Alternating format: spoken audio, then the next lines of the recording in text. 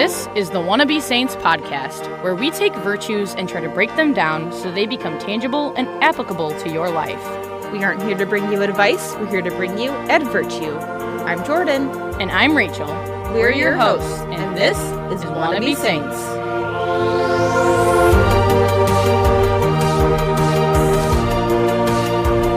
Hi, everyone. Welcome back to Wannabe Saints. It has been 3 months for us since we've last recorded. Yep. Together, that is. Yeah, because you went all of December doing all those amazing reflections.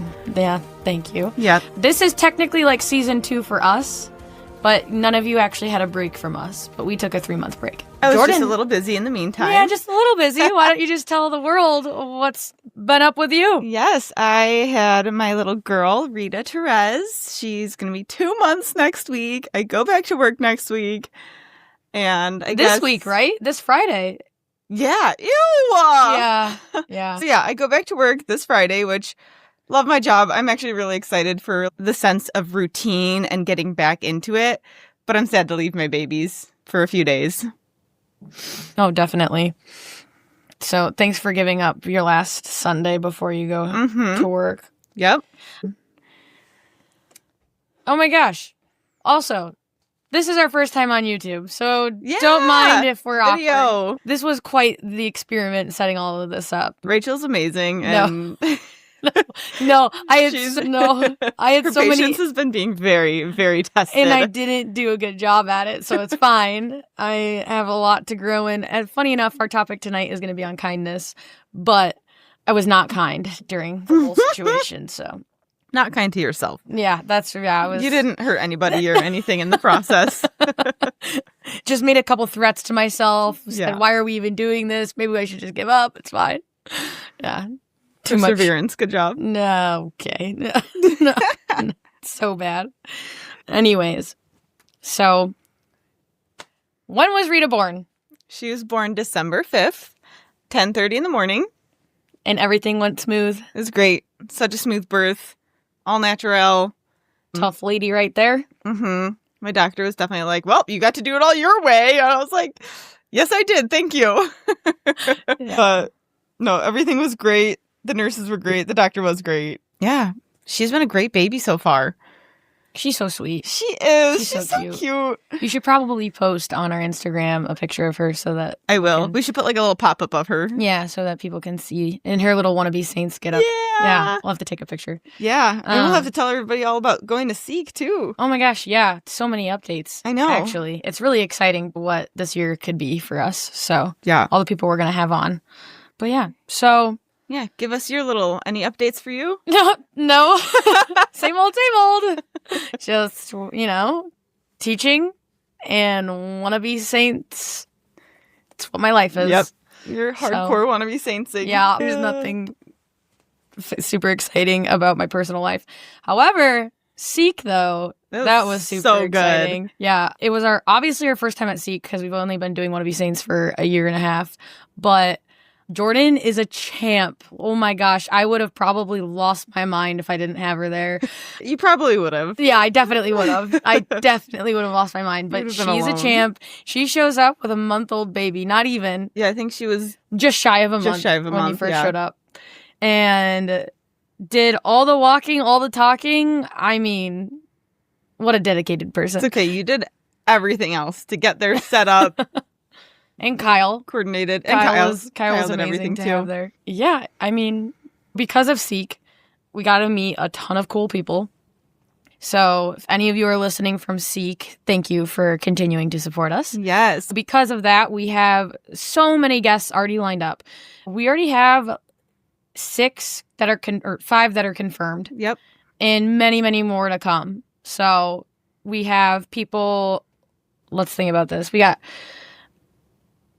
TJ, who runs a pilgrimage company for the Camino. He's coming on in actually like 2 days. Yep. But you guys won't hear that for quite a few weeks. We've got Sister Gabriella. Yes. Then we have Father Grismer coming back. Mm-hmm. And then we have... Bobby Kenny. Yep. And then we have Justin Fatika. Yeah, so we've got a good lineup coming. Mm-hmm. Should be fun. But we thought for our kickoff, at least for us, coming back together, we should just do an episode, just us, because we have enough updates. And also, it's been a long time since it's been just us two. Yeah, it's been a long, long time. So this should be good. Well, should we just dive into our topic? Yeah, let's go for it.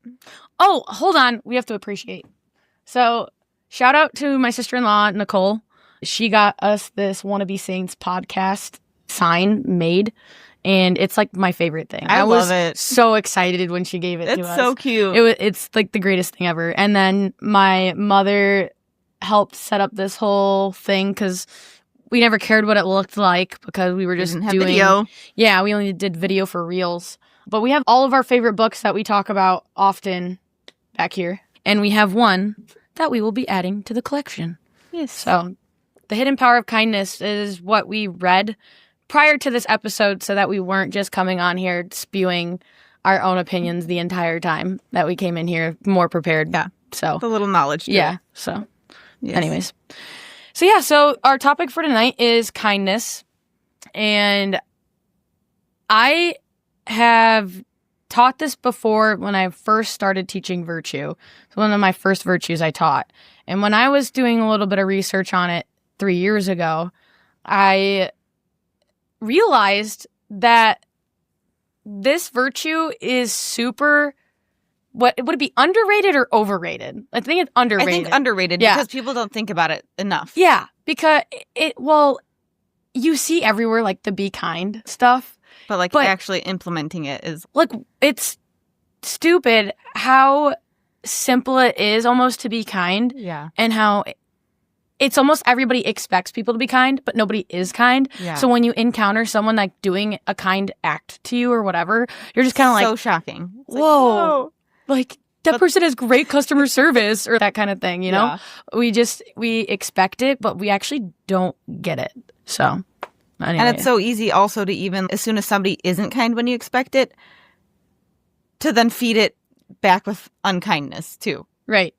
Before we did all this, how would you have described kindness? When people are like, oh, you're so kind, it doesn't feel like it means a lot, right? It's, you're sweet, you're kind. Yeah. But it actually should be a huge compliment if you're actually a kind person. Right. So what is it that we thought prior to this? That, what was our version of kind prior to doing all of this? Yeah, I would say it's just somebody who comes across as like smiley, bubbly, softer in their interactions, I guess. Yeah. Like not a harsh seeming person. Yeah, I could agree with that. Holding the door, giving a smile. Yeah. All those things. Right. Which it is those things. It is those but things. it is so much There's more. So much more. As well. You actually break down everything that ties into it's actually kind kindness. Of crazy how many virtues fall under kindness. So, yeah. Before we keep going, let's give them their definition. So, we have two definitions really that we'll go with. The one simple one is Aquinas, and he simply defines it as heartfelt compassion that moves one to relieve another's distress. Very simple.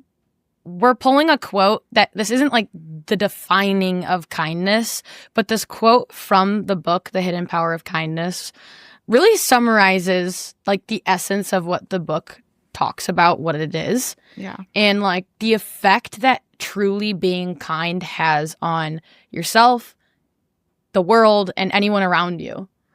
So, would you like to read it? Yeah. Kindness drives gloom and darkness from souls and puts hope into fainting hearts. It sweetens sorrow and lessens pain. It discovers unsuspected beauties of human character and calls forth a response from all that is best in souls. Kindness purifies, glorifies, and ennobles all that it touches. It opens the floodgates of children's laughter and gathers tears of repentant love. It lightens the burden of weariness. Kindness stops the torrent of angry passion, takes the sting from failure, and kindles courageous ambition. It lifts the unfortunate, leads back the wayward, and walks in the steps of our Savior. So, that was a loaded one. Yeah. But again, as we go through this, you'll realize how much kindness impacts your life and truly your soul, because kindness comes from charity. Like if you read this, okay, kindness drives gloom and darkness from souls and puts hope into fainting hearts. Charity, which is love drives gloom and darkness from souls, right? Kindness stems from charity. Charity is the foundation of all virtue. And so to be a loving person, to love like Christ, would be to be kind, right? Very simply put. Yeah. And I like to think of it as, okay, being kind is putting that love into action. It's one thing to sit there and say you love people or you're going to do something for people or whatever. But to truly be kind is love in action. Yeah. You're going out of your way for someone. So the other key point to kindness is justice.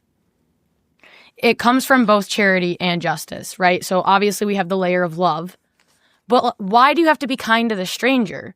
You owe them kindness. Right. You owe everyone kindness, true kindness. You do. Even your enemy. Yeah. And justice is giving people what is owed to them. And to be practicing the virtue of charity and justice kind of requires you to be kind. Because at the very basic human level, it's respect that you have for the homeless and the unborn and anyone you encounter. There's a basic level of respect. And if you want to deep dive into that, that was one of our first episodes we ever did. Forever ago. It's probably not the best. But if we did do an episode on it, and we're actually probably going to be doing like a new one kind of on that topic with Justin Fatika. Yeah. So stay tuned for that. But side note. So respect the human, you're recognizing that everyone is created in the image and likeness of God. That's the point. Right. And so when you care about the stranger on the street, it's not that you have a connection with them where you're like, I care about them the way that you care about your family. It's not like you're sitting there trying to become best friends with this person on the street. Right. But there's that genuine care and love for them to nurture them or help take care of them in some way, or looking people in the eye. Yeah. You're saying like, I recognize you as a child of God. Exactly. Essentially is what is happening. Yeah. So kindness is owed to everyone by the fact that it stems from charity and justice. And you really can't have one without the other. And this is what's so cool about virtues, because it's okay, like they all connect somehow, right? Yeah. It's this web. But then when we dove into kindness, I was like, oh my gosh, it's so many other things. Yeah. The basis of it, okay, is charity, justice, and respect. Yep. That's the foundation to being kind. And that I would also argue then that brings in humility, because you are now putting people before yourself. Right. So to give you guys all just a quick rundown of how many virtues this requires us to bring up in this conversation, I'm just going to list them off. And as we go through it, we'll explain what each one is. But we're talking about kindness being this umbrella. Here you have, it comes from these big virtues. And then all of a sudden it has all these little ones. Yeah. Come down from it. So there's obliging, courtesy, politeness, considerate, affability, dependability, and discipline. 7 virtues right there. They're all very similar, but they all equal kindness. Yeah. So the whole point of this episode is that if you let it be, it will be overwhelming. It will be overwhelming. Yeah. It will be if you let it be. The whole point is that, okay, there's no way that I'm going to just pick up all 7 of these and be like, this is what I'm doing. Right. No chance. No. I'm setting myself up for failure, as would anyone. So take the thing that you struggle with. Quick example. If you struggle with being a dependable person, start actually keeping your word. Yeah. Show up. Yeah, show up if that's your thing. thing. Maybe you're really polite when you're with people, but maybe you're really not a dependable person. So we'll dive into that more. But just like an overall view, that's kind of where this conversation is headed. Yeah. So before we keep going in on and like breaking down all these other virtues, I want to make a couple more points on kindness. So kindness is also a fruit of the Spirit. Is always important to point out when we're talking on a virtue that is a fruit. Yeah. So as much as it is something that you can obtain, it's also a gift that can be given. Yeah. That the Lord will give you graces for to be able to do that, right? Yeah. So as you live with God, striving for God, these things transform your heart, and this is who you become. Yeah. Okay. Cool. Oh, okay. I loved this quote. Which when one? I read, kindness becomes supernatural when you remember that Christ will consider all that you've done to others has been done to him. Just going with that grace, or just this choice to be kind. Like it sounds so simple, and it's not. Right. It is not that simple, because if it was that simple, we would all be really kind, and we're not. And it's like, you have to think of like the person that you struggle with. Right. In this example, where it's like you don't want to be kind to them. Right. Your enemy. And like what a judgment, what a harsh thing to read. Oh man, whatever you have done to people, like the Lord says has been done to him. You're good. And it's, oh dang, sorry Lord. Yeah. Like, it's hard to love people. It's so hard to not snap at somebody who's feels bothering deserving. you. Or even like the book talked about having a natural aversion to people. There's no explanation for not liking somebody. You just have an aversion to them. And it's in choosing to love those people and be kind to those people is where this leads to too. Or it's like how in one of Matt Fred's episodes, interviewing with, it was like Father Boniface Hicks, or maybe it was Mother Natalia, I don't remember who, but somebody that's like living in the convents, right, in a monastery. They said, if you want to see real sin, come to the monastery. And it's like, what? Oh no, those sins of the flesh where you eat too much, drink too much, or like you're going out and partying and you're hooking up with people, like the sins of the flesh. They're like, oh, that's the easy stuff. Just don't do it. The big ones are almost easy to overcome. Those little annoyances or irritations, and that's where true holiness is created. Yeah. And where saints are made is in the small moments, and like controlling your mind and controlling your tongue to not be rude. Because if it was so easy, the Bible wouldn't just say it. In James, I think it's James 3:8, I believe, is this one. It's the whole chapter. It's literally titled Taming the Tongue. And it says in here, but no human being can tame the tongue, a restless evil full of deadly poison. It's like impossible. You are going to have moments where you fail. You are going to have moments where you cannot be perfectly kind. And we're not Blessed Mother, we're not Jesus. Like, we can strive for it, but you're still going to have moments where, whether it's with your spouse or your kids or your significant other or your friends, like whoever, your parents, where you're going to have moments where you totally fail. And that's why I'm saying, like, don't let it overwhelm you. Yeah. The whole point is to strive for it. Yeah. I feel like kindness is one of those things where it's okay. You want to master the virtues. Mm-hmm. You want to master temperance. Temperance is more of one that I would be like, that you would put that more towards like sins of the flesh. Right. Which would be easier to master. Still not the easiest thing, but easier. And kindness is the thing this is like the virtue that all need. Yeah. Including like anyone living in a monastery. Like I'm putting words in their mouth, I don't know, but I would assume that they'd be like, yeah, no, this is the one that is hard. Yeah. And I mean, it's right here. No one can tame the tongue, a restless evil full of deadly poison. And so then you hear those people who are like, words don't hurt me, who cares? Like, you say what you want about me. Doesn't matter. It's, that is not true. Yeah. Actually, it was in the book, too, that it said, and I didn't write it down, but it said something along the lines of, no one is immune to words or something. Like that page 17 or something weird like that? That my book was different?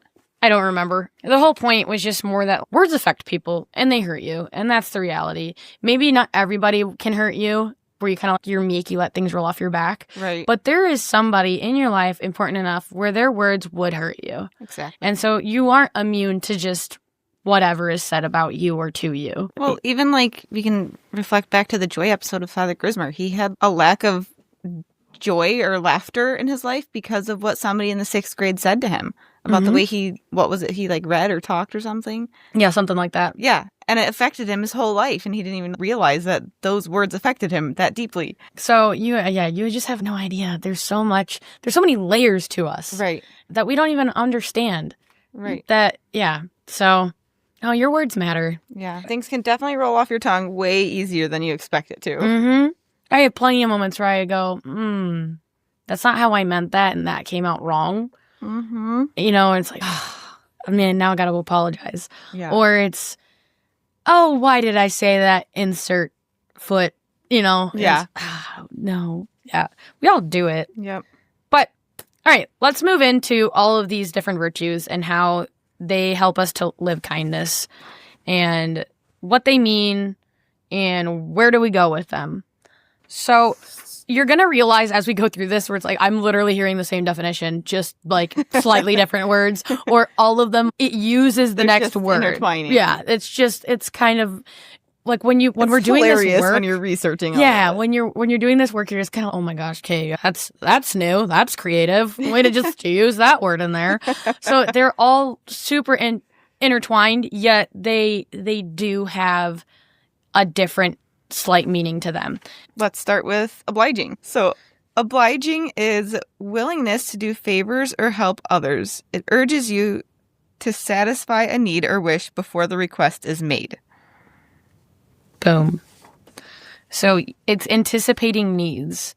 It's a proactive way of loving someone rather than waiting for the request to be made. And you're like, you can clearly like see they need something. Somebody needs something. I mean, it's like you see somebody walking out of a store with their arms folded. Go open the door for them before they're like, somebody help me. Or if you know your spouse's routine, and they come home and they have the same routine, it's anticipate. Like if your husband gets irritated that there's like a million kid shoes, or maybe that you have a habit that irritates them, they're not seeing you anticipate it. Right. But do it anyway. Clean up the shoes. Or have a kid clean up the shoes. Or what? Kyle hates when you leave your spoon? Yeah. I'll put my spoon away. Yeah, like your coffee spoon, right? Yep. Yeah. Like putting it away. It's you're anticipating what would be requested anyway, even though you know that that's an irritation. It's like he doesn't have to see what you're doing. But that's like the point of kindness. Right. It's like you are trying to make another person's life easier. Yes. So it's not always just our words. No. It's your actions as well. Exactly. And even if they don't see it or acknowledge it, God knows that you're doing it too. Right. And that's the point of holiness too. It was like doing it behind closed doors. Exactly. All right. The next one is courtesy, the demonstration of polite behavior and good manner towards others, fostering an atmosphere of mutual respect or understanding. Doing the anticipating, which is the obliging, is also being courteous, right? Yeah. You're fostering the atmosphere of like mutual respect, right? It's because you respect Kyle that you're putting your spoon away. Exactly. Because you love him and it's okay, this irritates you and it's so simple. I'll just do it. Right. And now somebody could be like, well, why can't he just suck it up? It's a spoon. No, that's not the point. The point is you're trying to just make like him coming home feel that much more. Just more at ease when he walks through the door. Super simple. Yep. Courtesy is also in a social situation. Being courteous of others. Who's around you? Time and place. Not being obnoxious. Yeah. And not thinking like your time is more important or any of those things. It's being courteous is letting someone in on the road. Mm-hmm. Your time is more important, that you have to get there 3 seconds sooner. Not even 3 seconds. Really good. You got stopped at the light and now you're just right there with them. Letting the pregnant lady eat first. Yeah. Helping the pregnant lady carry her bag in the airport. Yeah. Yeah. Yeah. Things like that. Courteous is kindness and interaction. Yeah. It's how are you treating people when you're actually with them. Yeah. So politeness and considerateness.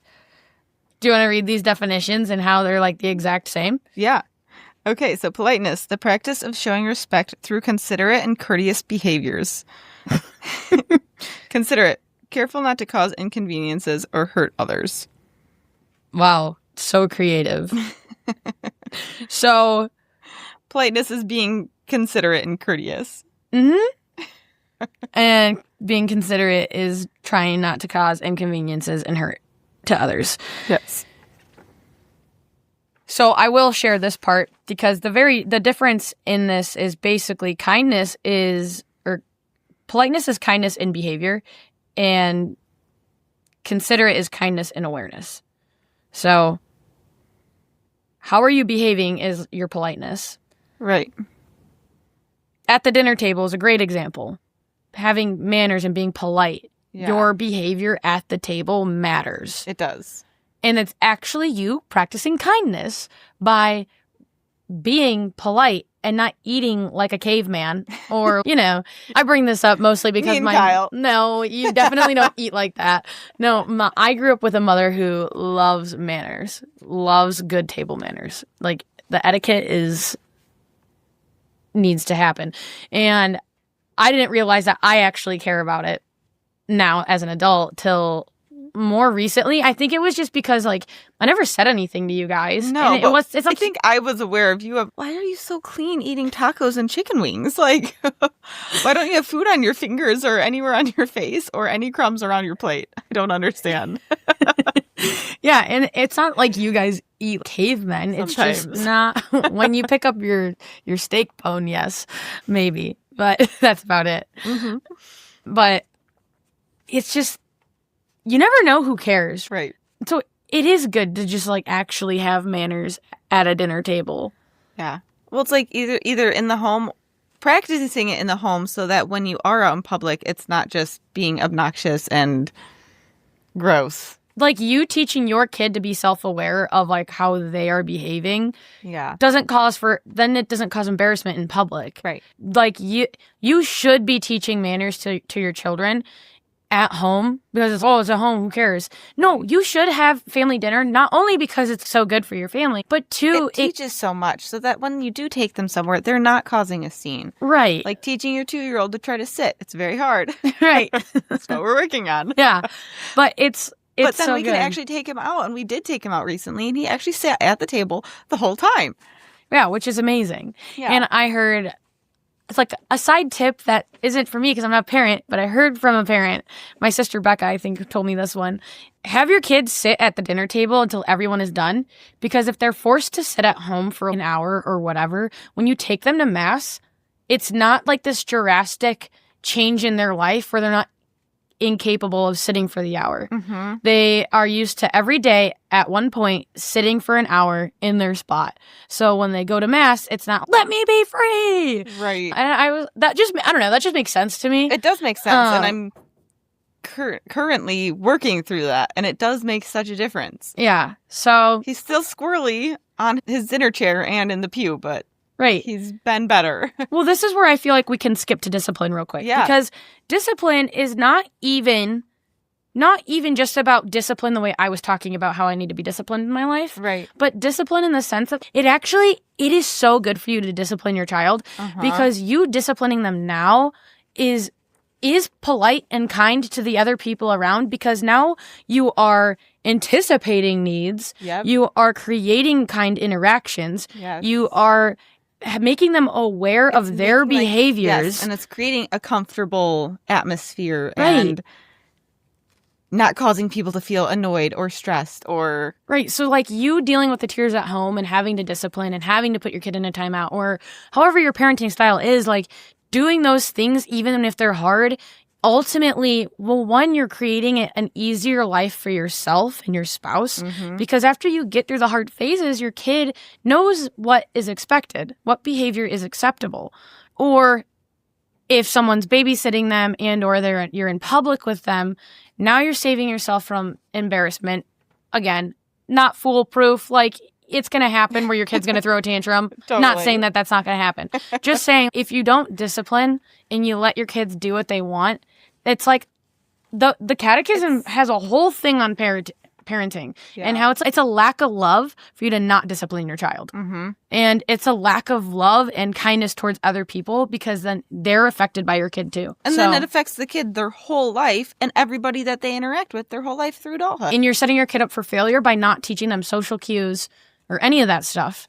It just has a lifelong effect for them, for you, for anyone that meets them. Everyone wants their kid to be loved and liked and have friends, but you also have to teach them all of these things.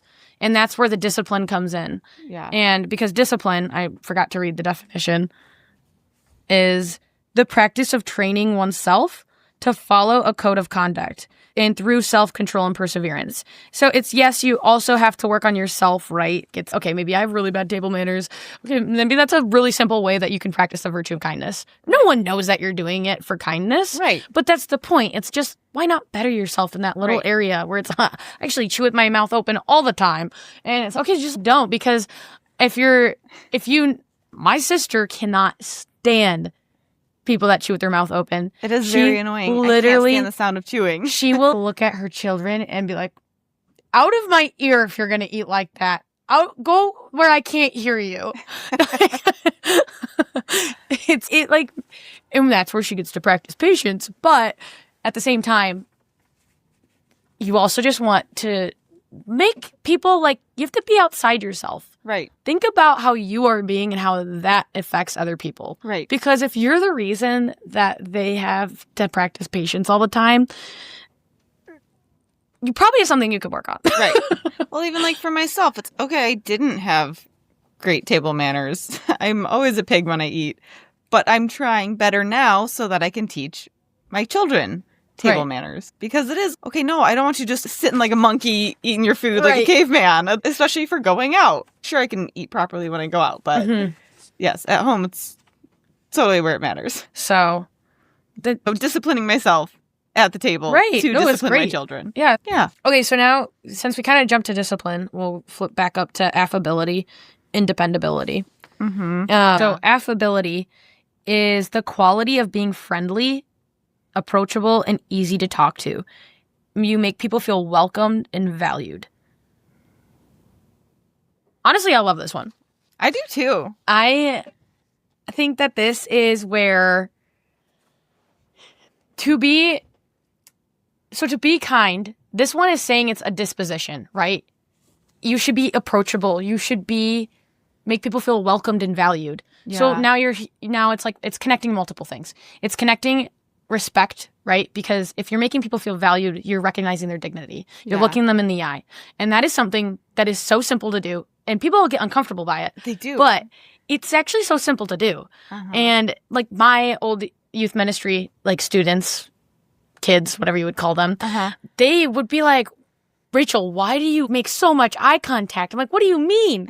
It's because I care about you? Not like looking over here, like talking to you? Like I'm like looking this way, just like talking to you. You know, that's so weird to me. No, but I know. It's become a lost thing. It is. To be able to look people in the eye. But when you look people in the eye, they clearly got uncomfortable because they're like, you see me. Like, you're seeing me. Yeah. Which is really sad. It is. But also it just proves the point that look people in the eye, smile. Yeah. Be approachable. It's clearly a disposition. The disposition of how you carry yourself. If people okay, what do you call it? RBF? Yeah. Okay? Get rid of it. Yeah. Start smiling. Look happy. Yeah, look happy. Look approachable. I love giving the example of how do you know who to ask to take your family photo? Yeah, it's that person that's, hi. Yeah. Happy looking. Open, not just like in the corner, just like shrugged shoulders looking down, scrolling on their phone or... Their their headphones in with their hood up. they're smiling, they're looking around, they carry themselves in a very different way. Yeah. It's totally that. Think about on like a day that you're sad, you probably don't look approachable. Right. You know, you're probably just kind of like, you know, whatever your look is, people probably don't really approach you. Right. Because you naturally are carrying yourself in a way like that off-putting. Don't come to me. You can sense where people are at. Right. Oh, that person's like having a day. Yeah. Sorry. You know, but challenge yourself. How are you someone who jokes like, oh, I have an RBF? You could probably fix that. Yeah. You know? Make that your kindness. Yeah. Start working on smiling and looking presentable or approachable. And in the book, it said, smiling is the instrument to evangelization. And that's a good quote. It is a good quote. Kindness or a smile is the instrument to evangelization. Simply smiling at people. Again, 2 simple things to do. Right. Eye contact and smile. Yeah. Make people feel welcomed and valued. Yep. Remember names. Okay, this is one that I could work on. Remembering names. Bad. Like, I'll meet people and I'll be like, what's their name? Like 3 seconds later, that's so terrible of me. You've seen me shut down when I don't remember somebody's name. Yours is a little bit different because you're a hairstylist, so you have so many clients. So this is actually kind of funny because when Jordyn and I will be out to dinner or somewhere in public and she'll recognize someone, she'll just like literally like freeze. I'm like, I know that person. Don't know their name. She like shuts down, like her, like just completely checked out. And I'll be like, are you okay? And she's, I'm just trying to remember their name. I can't remember their name. And it's just really funny to watch you try to go through like the files in your head. Sometimes she'll even pull out her phone and look through her clients. My client list. I'll be like, is that who it is? I think I saw this person in this person's chair like 3 weeks ago. Let me see if that's that's correct. And as soon as she remembers, then she's fine. Yeah. But yeah, like remembering names. There is this one guy that helps our school. His name is Sal. He's awesome, but he remembers everyone's name. It's crazy. I had met him like one time and he walked by my office and he stopped and like kind of popped his head back and was like, hi, Rachel. And I was like, hi, Sal. Because I had to remember, but I was like, that's crazy. He remembers literally everyone's name. Yeah. And it does make you feel valued and loved and welcomed. It's, oh my gosh, wow, you remembered that. It's even just remembering even like facts about people or caring enough to like try to remember what's going on in their life, where you're going back to work and you see your coworker and you're like, oh, how was this weekend? And it's like, oh, thank you. Like you remembered a little detail about me. Mm-hmm. And honestly, I think if we were truly good listeners, we would be better at making people feel loved and valued. Yeah. And like, I see you for who you are. Yeah. Like affability is very high quality customer service to every person you meet. Yeah. Literally though. Yeah, it's so true. I'm just thinking about work this whole time of clients and how surprised they are when I remembered that I saw them 6 months ago and I remembered the few things that they had going on that year. Yeah. And they're like, what? It's amazing. Yeah. Because it makes them feel so, wow. Yeah. Thank you for caring about me enough to remember that. Yeah. Or even when I have a plan for their hair next time. There was a lady that I was like walking up one day and I was like, oh yeah, so we should book this and do this for the next appointment, blah, blah. She's like, you have a plan for me? I'm like, yes, I do. She's like, you care enough to see me again and tell me exactly what I need to do. I'm like, yes, I do, actually. That's amazing, though. Yeah. It just, again, I'm beating a dead horse. It just is one of those things where it's like this conversation feels, it's so simple. Yeah.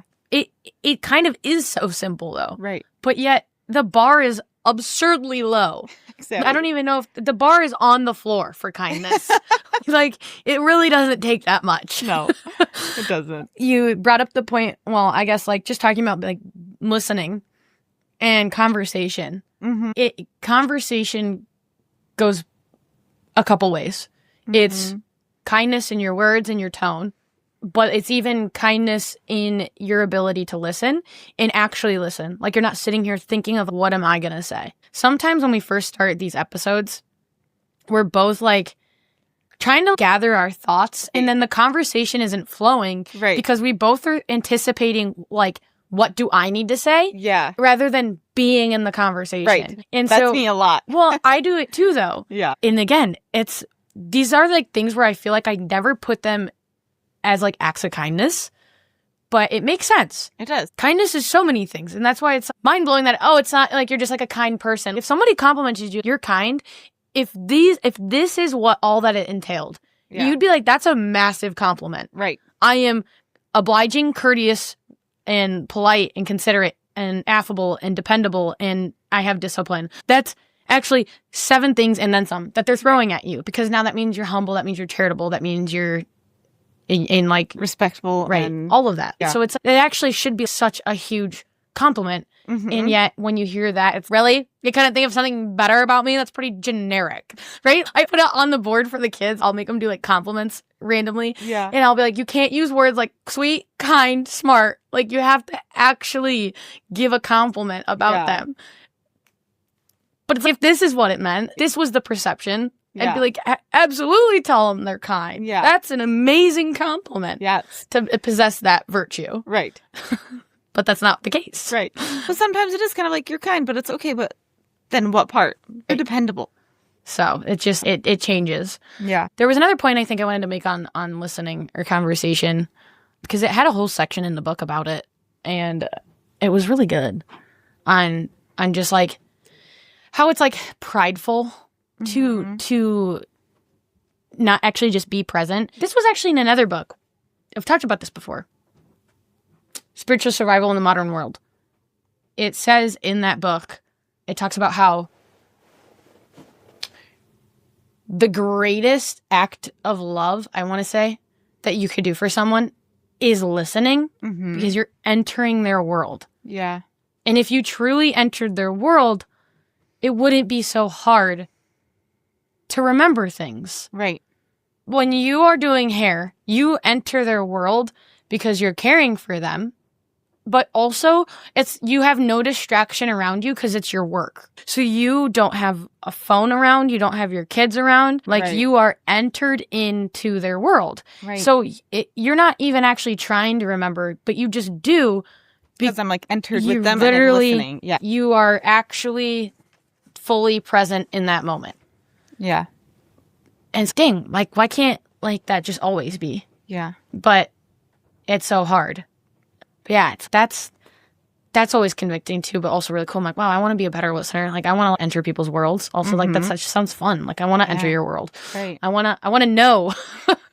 Don't know me. Yeah. I want to know. So people don't like when their world is entered into sometimes. Yeah, weird. I don't know anyone that's like that. Not me.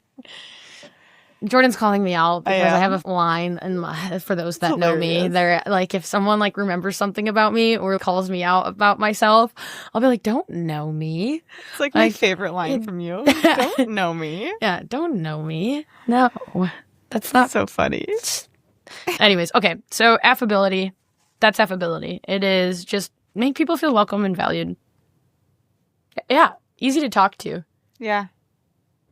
You know, I feel like this is like maybe another tangent, but I think something that's, sorry, I'm totally going to cut you off. I think something that's they could apply to affability is being good at asking questions. Sometimes I'm good at it, and I go through phases where I'm so bad at it, and then I hear somebody ask a question, I'm like, that was so random and so good. I'm like, why did you think of that question to ask? Yeah. Yeah, I feel like you are actually normally very good at this. I think it's when it's like strangers or like that you're good at it, or what? No, that I'm not. No, I actually think you're really good at it. Oh. Maybe that's why I'm feeling so concerned about it, because I was pregnant. No, 100%. You're like, and I'm like, I have no brain right now. That's why maternity leave is necessary. You need your brain to come back. So funny. To go back to functioning. Yeah. I think this is even just a general for any pregnant person that's like failing a lot. Because truly, it was like 2 weeks after you had Rita. And we stayed up like way too late. But that's besides the point. We were cracking up that night and having great conversation. And it was just like, oh, like, you're back. Yeah. Kyle, he was like, I missed you. I forgot how much we laughed. Yeah. Right. You are that bubbly, fun person. Yeah. Yeah. It's like when we're hanging out, there's more laughter than there is not. Right. Right. Okay. So last virtue, to cover. Wait, you were going to make another comment of affability, and then I went to the question asking. Being easy to talk to. I don't know if this is like the thing about, okay, whatever, I'm just going to say it. I think that people think that, oh, I'm like not that great at talking to people. Yeah. I actually think it's a skill that you can develop. Mm-hmm. You just need to practice it. I don't know. I don't know. I don't have the answer.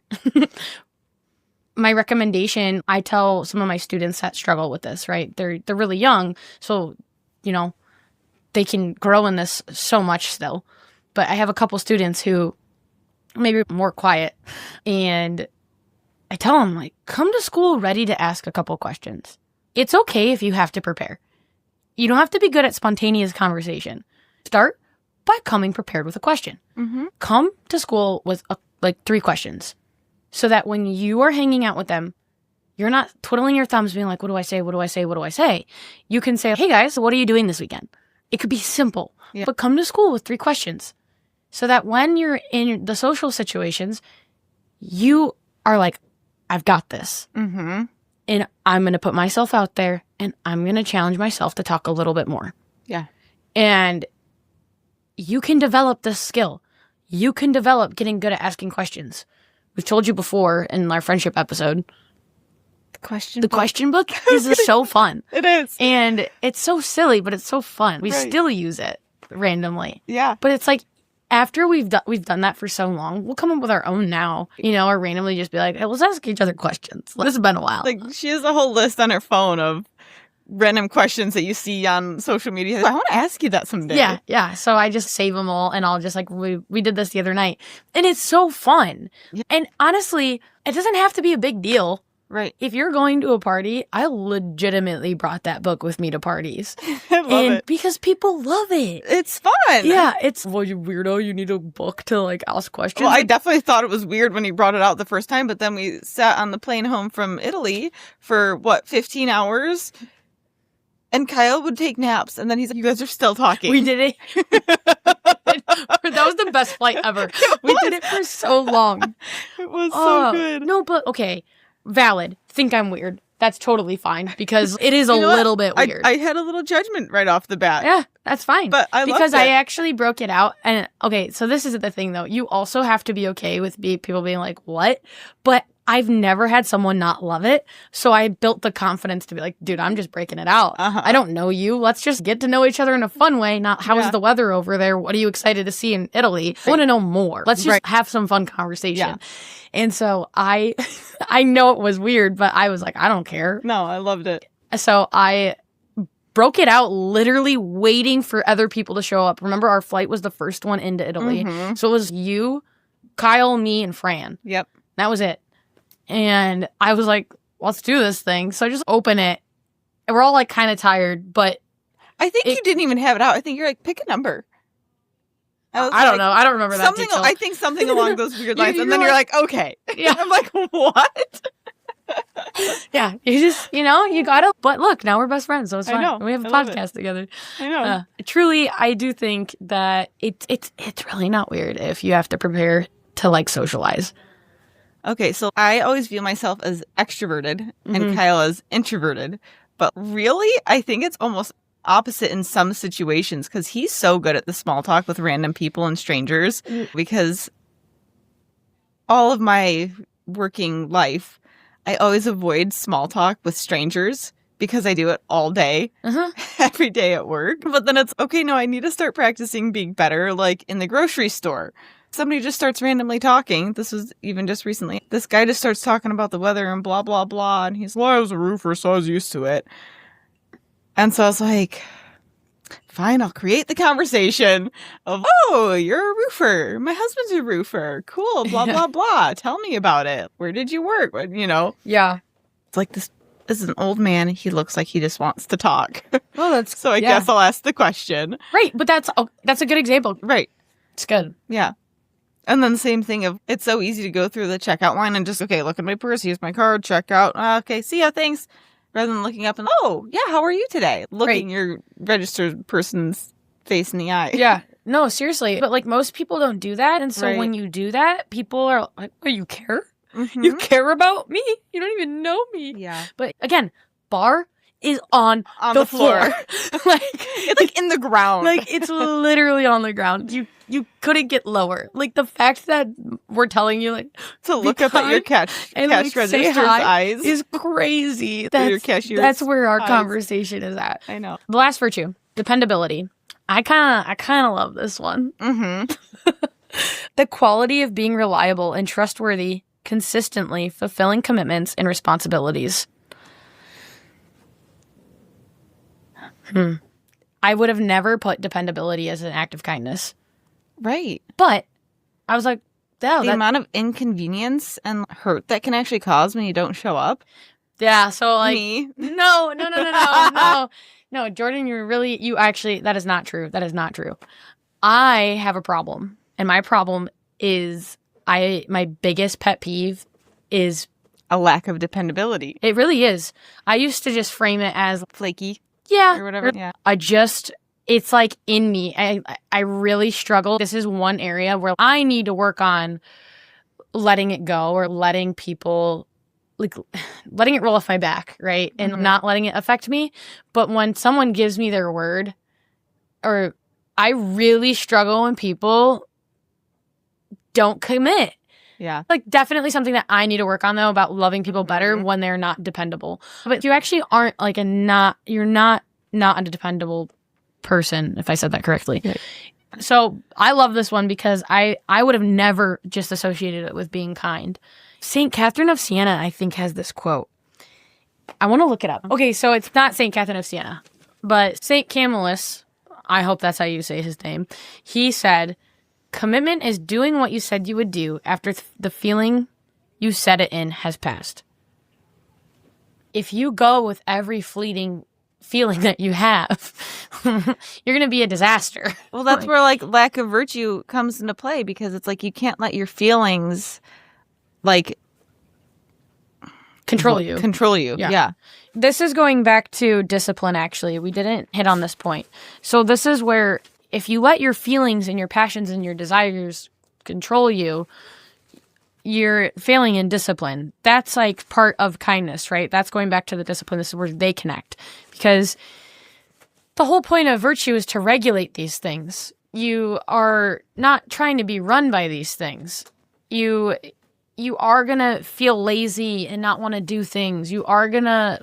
There's a reason that laziness, sloth, is one of the 7 deadly sins. Right. It's clearly something that we have an issue with. Right. So fight yourself and show up anyway. You should be able to be a person of your word and to show up even when it feels like I really don't want to do this. Mm-hmm. Or, oh my gosh, I'm so busy though. I don't want to. You know what I think? A thing people do often is say they'll be there because they don't want to hurt your feelings in the present moment, but then they'll go back and say, sorry, I can't make it. Right. And I think that's a huge problem that people have. Because Right. they're afraid of that face-to-face saying no. People pleasers like to say yes all the time, but then they have to go back on their word. Where it's just a matter of...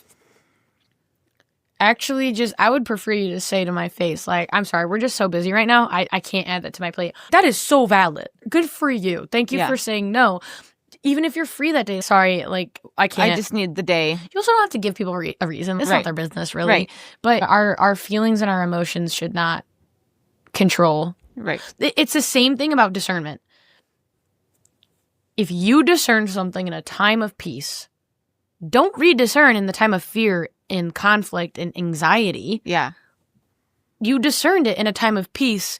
You figured it out, forged the path. Mm-hmm. This is a great example. Wannabe Saints, there's like times where it's, man, what did we get ourselves into? And it's hard. But then there's the moments that are like, it's so good. Yeah. But like, we said yes to this. And of course, we could stop it at any point. But it's also... There's so much invested now. Not even that. And not even that. It's for the glory of God. Right. Which is why it's so worth persevering through the harder times of trying to do it. And like making the commitments, like putting today it on was the schedule. Hard. Today was like, man, getting to the point of recording, and it's just the two of us. We're not even having a guest. We're just doing like all the tech for the first time. Right. So it's a big learning curve, and it's darn, you know? Right. So it's in those moments where it's like, this is worth it. it's worth something. And so don't let your feelings and emotions like run your life. Yeah, run your life. And the other thing too, just as a side note, is like when you usually end up showing up, even when you don't want to, it's like those are usually the best times ever. Those are usually the best times, and or God knows your heart. He knows you don't want to be there, and you're doing it as an act of love, as an act of kindness to be dependable. And he's going to give you the grace for that. Mm-hmm. So even if you were like, I showed up and I left, but I showed up for the hour or whatever, it's great. You're getting grace for that. Right. Like that is where the virtue is built. Right. Not when it's easy to be dependable, when it's hard. Right. All right.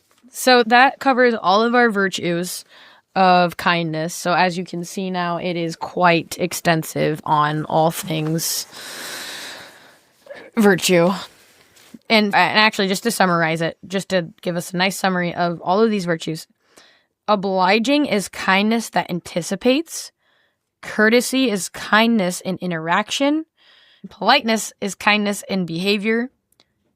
Considerate is kindness in awareness.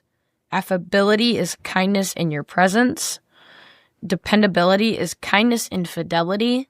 And discipline is kindness in self-mastery. All right, into the vices we go. We're going to hit on some vices here. So we have a list, just like we did with the virtues. And there's also 7. So we have contempt, malice, despair, being critical, hatred, discouragement, and selfishness. So, first one, contempt. A feeling of disdain or scorn towards someone. This attacks dignity, right? This is like where respect would be the opposite of contempt. Mm-hmm. I would say when this is a hard one to fight is when you have that weird aversion to people, like a certain person. Yeah. Sometimes there's just no reason that you don't like somebody. It's just, your presence bothers me. Yeah. True. Like the way you breathe is like annoying. Yeah. So funny. And not funny. Right. It's like interesting that we have these things with people. Right. Malice. The intention or desire to cause harm. So this attacks love. The book was just saying that it's like, it is one of the strongest forms of hatred. Is malice. It's like the worst form of hatred and anger, and because this is like intentionally causing harm towards someone.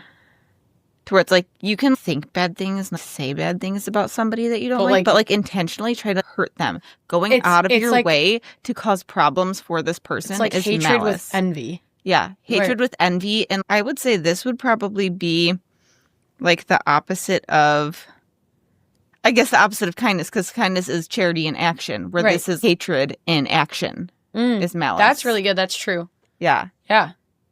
Because, any form of intentionally hurting somebody, going out of your way to make their day worse, that's just pretty horrible. No, 100%. There's so many times we accidentally make people's day worse. I wouldn't say that's like having malice. You're actively choosing. Yes. Yeah. This is where it's like malice is like definitely mortal sin of, no, I'm going out of my way to like, I'm purposefully leaving my spoon on the counter because I'm mad at Kyle today. Oh, that's a really good example. Even if it's a small thing. But like, it's like, I'm going to purposely piss you off. Small things. It's not just going out of my way to like the passive aggressiveness, right? Intentionally. Sometimes we're not intentionally passive aggressive, but being intentionally passive aggressive where you're like, cool, thank you for that. Right. That definitely happens. Oh, there was another quote. There was a quote that I had from the book. This is really good. I'm going to read all of this. This is talking about meanness, but meanness falls under malice. So it says, you are guilty of meanness when you tell a person how much he is disliked by a third person or what unkind things have been said about him in his absence. When you criticize some cherished possession of another or some accomplished work of which he can be proud. When you call a person by a name that is highly offensive to him. When you ridicule the natural defects or bodily deformities of another.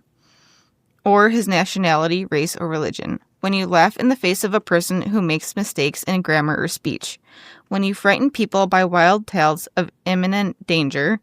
And when you draw attention repeatedly to a person's mistakes even after they've been atoned for or corrected.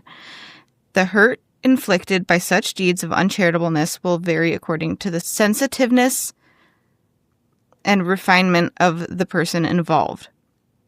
Obviously, all of this is mean, but the one that caught my attention the most was like when you draw attention repeatedly to a person's mistakes, even after they've been atoned for and corrected. I feel like that's so easy because it's like, we talked about this. I thought you forgave me already. Yeah. And why are you bringing this up in front of other people now? Those zingers. The zingers. Ooh. That happens all the time, especially in marriages. Oh, yeah. Dang.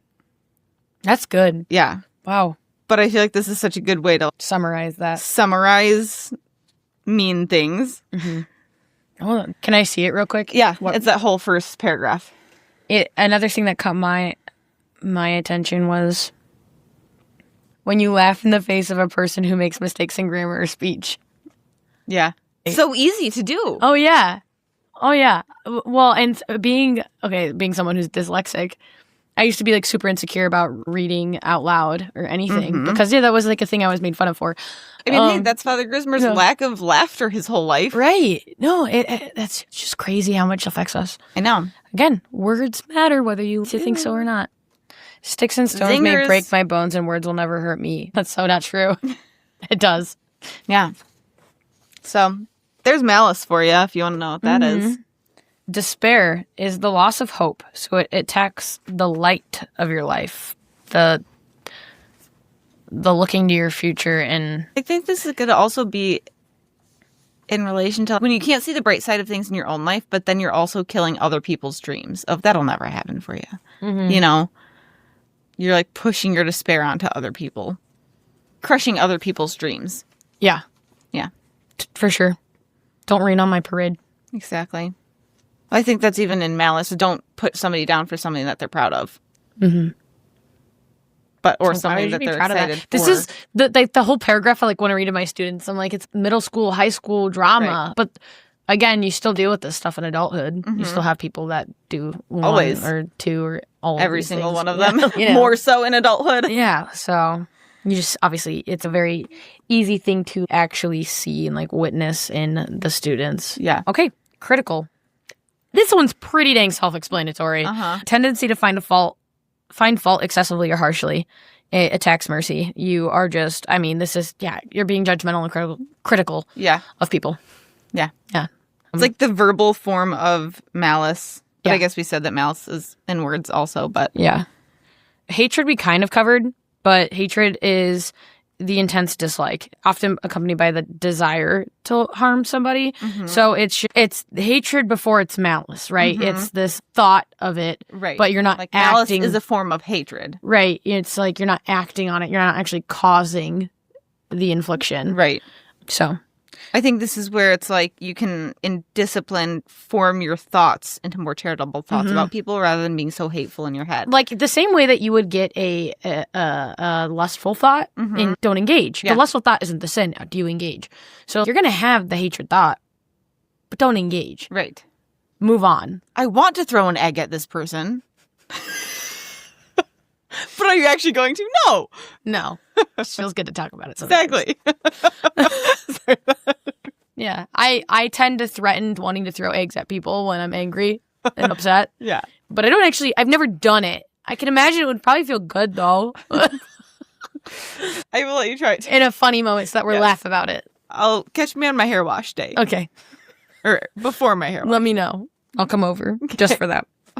We should do this. That's so funny. Honestly, I will accept an egg to my head. I would feel so bad about it. No, I want you to do it. Okay. That'll be funny. All right, I'm in. Okay. Twist my arm. Okay. Discouragement. A feeling of losing confidence and hope. So similar to despair, but it attacks courage. You know, don't be so hard on yourself. Don't be so scrupulous and be like, oh my gosh, like in the beginning I was talking about how you could let this virtue feel overwhelming. But the bar is actually on the floor. So it's like, start simple, start small, you know? And get rid of your RBF. Start smiling. Right. Make eye contact. Like, there's like little things. Yeah. Start little, grow to the bigger things. But don't get discouraged about not being perfect. Like, the Lord knows we're not perfect. Right. The Lord expects you to fail. that's the beauty of confession. Like, you can always run back to his mercy. So I like how all of these, it's like a feeling of losing confidence and hope is like the definition. But then when you say it attacks courage, again, this is kind of where it's don't attack somebody's ideas and plans. Don't discourage them from what they want to do. Right. I mean, if it's something bad, please discourage it. Well, yeah, of course. But like encourage their dreams and their hopes and give the push. Don't be so discouraging and having a lack of hope for them. And don't despair about someone else's life for them. Right. Don't, like, okay, a really good example. I'm just going to yourself. Yeah, I am going to give the example. Like, don't, okay, this happens to me quite often, honestly, where people like despair for me that I'm not married yet. They're like, how could you possibly be happy? Single and almost 30. People don't believe me when I say I'm good. Do I have days that are hard where I'm like, man, like I really want to have a kid and like a life with a husband? Yes, I want that. That is my biggest desire. Of course, there are days that are hard. There will never not be days that are hard. But I also am like so happy with where the Lord has me. Because if I had the husband and the kid, we wouldn't be doing this. Right. If I had the husband and kid, I wouldn't get to travel and lead pilgrimages for my sister. If I had the husband and kid, I wouldn't be a teacher. I wouldn't have found that this is one of my passions. Right. If I had those things. Right. And ultimately, if the Lord is like, you're not going to get to have those things, I'm going to be like, that's like a hard pill to swallow. Right. But at the same time, what amazing things are you calling me to? Right. Let it be done. You can't just sit and sulk in the lack of expectation for your life. And like I have people comment all the time, gosh, I really wonder who the Lord has for you. Gosh, I really wonder like when it's going to happen for you. Or I have people like make comments that they shouldn't make where they're like, oh, Rach, freeze your eggs. You want 6 to 8 kids? You're not going to get to have that. I'm like, you have no idea what's to come in my life. And maybe that's true. Maybe I'm going to get married and I can't have kids at all. Right. Okay. I have no idea. But neither do you. But why are you despairing for me?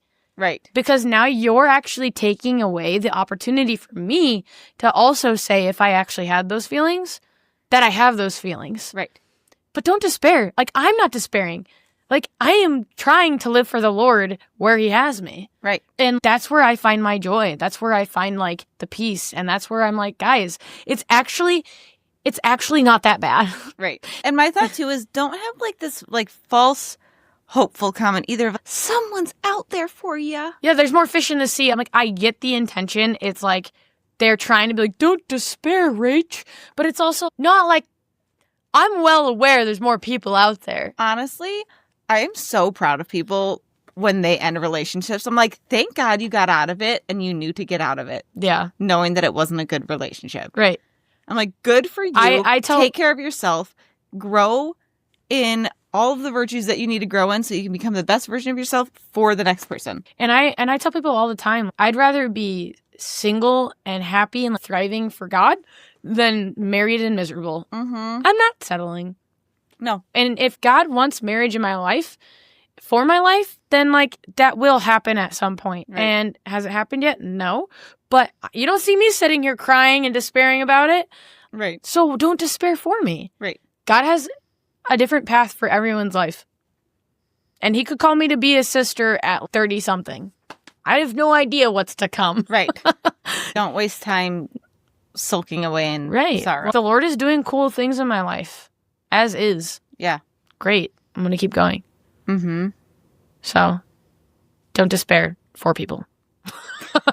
The end. Truly, though. Okay, last one. Selfishness. And this one, I loved what the book had to say on selfishness. Oh my gosh. So good. Okay. I don't know if I actually got to that point. Well, I'll read it to you. You did. I listened to it. Yeah. So selfishness, we all know this one. The active prioritizing of your own needs. It attacks self-gift. So kindness and charity, you are giving of yourself. It is you are gifting yourself to people, right? You are putting everyone before yourself. That's why humility, to me, is like foundation to all virtue. If you are living a virtuous life, you are prioritizing people. Mm-hmm. You are putting aside like your own needs. And actually, this is where in the book, it said, sainthood equals self-forgetfulness and generosity. What a beautiful way to summarize kindness. Mm-hmm. Live generously and forget about yourself. Not in a way that you're not taking care of yourself, because self-love matters. Right. That's where it's like, what? What do you mean? Right. But it's like the love your neighbor as you love yourself. take care of yourself, because if you take care of yourself, you're capable of loving others. That's very simply put. Right. Know your dignity, love yourself, but... Right. And then treat others with that same love and respect. One of my favorite things that it said was, okay, 2 things. Quote number 1 is, it is impossible for love and selfishness to live together in your soul. Whew. Yeah. Selfishness is a massive, that is just rooted in pride, right? To be selfish. It derails your path to sainthood. Mm-hmm. But the second quote that I really, really loved, and it's long, so I'm just going to read it out of the book, page 21. So it's different in my book, so don't take her on page 21. This is true. If you have the book. It says, quote, the loss of love invariably entails also the loss of many other good things. Peace disappears. The selfish man knows no rest. He feels compelled to strive for more, and then to defend and watch over his acquisitions. He is suspicious of the intentions of others, and compares himself with them, and lives in anxiety. He does not feel sure even of himself. He has lost his real freedom, for he has become the slave of the evil instinct of self-love. End quote. Yeah. That sounds like a pretty miserable life, if you ask me. Yep. This is what selfishness brings to your life. The loss of love, and then peace disappears. You strive for more and more and more, and because you're not satisfied. Right. Because what satisfies the human heart and your soul is loving other people and actually going outside of yourself. This is where you break the cycles of like the vicious cycles of life, right? The resentment, the anger that you have towards people or your spouse or whoever, or like the cycles of criticism. When you really go out of yourself to love, to be kind, that is the key to a happy life. To happy wife, happy life came to my head. The reason your wife is happy is because you are living for her. Right. If you go listen to the episode with Daniel and he talks about like leadership, he's like, I've given up all my hobbies, and you could say that that's sad, but he's more happy because he's living for his wife and his kids and God and not himself. Mm-hmm. And he is like happy. When you can go outside of yourself to create all of this other peace around you, it does create more joy and happiness. Right. And happy wife, happy life doesn't mean give her all the things that she wants and needs. Give her everything, like meaning like of materialistic. It's no, that actually makes sense, because it would be happy life, like happy husband, happy life is true too. Right. Happy life means sacrifice. Get out of yourself. And again, like we just talked about this whole, like, don't despair for like me as like the single person. Single people, I will call you out. If you are miserable where you're at, it's because you are living for yourself only. Live for God and live for others. Serve others. You have the time to serve. Stop sulking. The time you spend sulking, go and love someone. There's plenty of families I know that could have a meal cooked for them, have help around the house, or just have a conversation. Right. Stop living for yourself. Mm-hmm. It's not about you. Right. Love people. And then on top of that, it talks about how, like, he is suspicious of the intentions of others. Stop assuming the worst. Good heavens. Oh, it's so true. Why are you suspicious of other people's intentions? There's something going on in your heart and in your mind that you need to figure out. Why are you assuming the worst? The world is not out to get you. The average person is not actually working against you, nor do they think about you. We're all so selfish that, like, we're so consumed by us. Right. That it's, no, get out of your head. Like, no one actually is thinking that much about you in the nicest way possible. They're so selfish and self-consumed that they're not out there purposefully being malicious. Right. They've hurt you. It's probably actually an accident because they are hurt. And hurt people hurt people. like you always say. So get outside of people yourself. aren't trying to hurt you. Right. No, they aren't. So I don't know. For the most part. No, for the most part. You have those moments where there's malice and hatred, which is why they are things. But like the average person in this world is truly not like trying to be against you. Right. I don't know. Honestly, that kind of finishes up like everything about kindness. Yeah. I would like to end with this last quote, and then we're going to go into an examination. It's from Saint Benedict Joseph Labarre, I think is how you say it. And he talks about how the Christian person is supposed to have 3 hearts. So it says, he said, quote, "A Christian ought in a manner, to have 3 hearts in one. One for God, another for his neighbor, and the third for himself. It is necessary that the first heart be for God, pure and sincere, that it direct all its actions toward him, that it breathe only with love for him, and with ardor in his service, that it embraces all the crosses it pleases God to send. The second heart must be for our neighbor, generous, fearing no labor, no suffering in his service, compassionate, praying for the conversion of sinners, the souls in purgatory, consoling those who are afflicted. And the third heart, which is for himself, should be firm in its resolutions, abhorring all sin, mortified even to a life of sacrifices, giving its body to austerity and penance." End quote. So good. It is, and it's interesting, not to go on another tangent, but Go on. the third heart for yourself, mortification, meaning offer it up. Offer up all of life's sacrifices. Giving your body, like to love, he's saying your heart for yourself should also be giving penance. Talking about like the cross, pick up your cross. Right. And there's actually a whole section we didn't touch on that is like just quotes from saints on picking up their crosses. I'm just going to read them. Yeah. And then we'll move into the examination. Yeah. Think about this, okay? Saint Teresa said, quote, "I have never known real sorrow from the day I decided to serve with all my power my Lord and divine counselor." And then one of her spiritual daughters, Saint Therese of the Child Jesus, said, quote, "From the moment I began to forget myself, I led the happiest life possible." End quote. Saint John Vianney said, quote, "We must ask for the love of crosses, and then they become sweet. I experienced this myself. I have been slandered. I have had crosses, and I have had almost more than I could bear.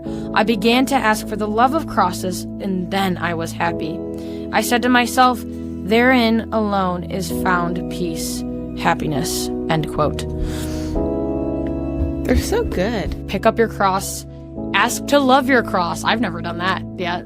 That's a cool. That is a good one. A cool thing to try implement. You know, because it's easy to complain and whine and be negative and not want to take up your cross. Yeah. So this just made me think something that we should do, or I should do. No, I'll join in. Because you probably meant to say that. No, because I need to go back and re-listen to the one with Father Grismar. But didn't he say you can take your rosary and each decade you can like pray a separate prayer? Yeah, he just does. Yeah, but you can sit there and pray, "Help me to love my cross. Give me the desire to love my cross." Go through the rosary asking to love your cross, just like bead after bead after bead. Yeah, that's a great idea. Pray your request, just like phrase after phrase, bead after bead. No, that's a great idea. Cool. All right. Examination time. Let's do it. All right. We haven't done one of these in a while. I know. Because it's been not us for so long. Yeah. And I think even one of the last ones, we just read a reflection at the end. Yeah. Okay, start. In the name of the Father, and the Son, and the Holy Spirit. Amen. Come, Holy Spirit, and enlighten my mind. Help me to see clearly all of my sins, and let me not be deceived by self-love, but truly see the state of my consciousness. Do I choose forgiveness over resentment, even when it is hard? Am I quick to assume the worst about others, or do I try to see with compassion? Do I notice jealousy, bitterness, or harsh judgment growing in my heart? When I'm hurt, do I work towards healing, or do I hold on to the pain? Do I try to think in ways that bring peace rather than gloom? Are my words gentle, honest, and respectful, especially when I'm frustrated? Do I avoid gossip, sarcasm, and tearing others down? Do I speak up to defend someone's dignity when they're not present? Am I willing to apologize and make things right when I have caused harm? Do I encourage, thank, and affirm people regularly? Do I bring up people's mistakes even when they've already atoned for them? Do my daily choices make life lighter or heavier for people around me? Am I patient with others' weaknesses and struggles? Do I look for chances to help, comfort, or serve without needing recognition? Are my habits at home, at work, and the time I spend online shaped by the care for others? Do I try to be consistent in kindness even when no one is watching? And then closing reflection. If someone learned kindness by watching me, what would they learn? Oh my God, I'm heartily sorry for having offended you, and I detest all of my sins because of your just punishments, but most of all because they've offended you, my God, who are all good and deserving of all my love. I firmly resolve, with the help of thy grace, to confess my sins, to do penance, and to amend my life. Amen. Amen. In the name of the Father, and the Son, and the Holy Spirit. Amen. Thank you for listening, everybody. As always, if this episode helped you, please share, subscribe, and you can subscribe now on YouTube. Yeah. You could before, but like now maybe it's fun for you because there's video. I don't know. But we look forward to sharing with you all of our guests that we're going to be having on. So stay tuned for that.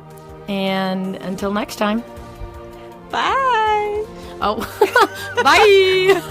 Thanks for listening to the Wannabe Saints podcast. If you have a question or topic you would like us to cover, reach out to us at wannabesaintspodcast@gmail.com or on Instagram at wannabe_saints. You can find the link in our show notes.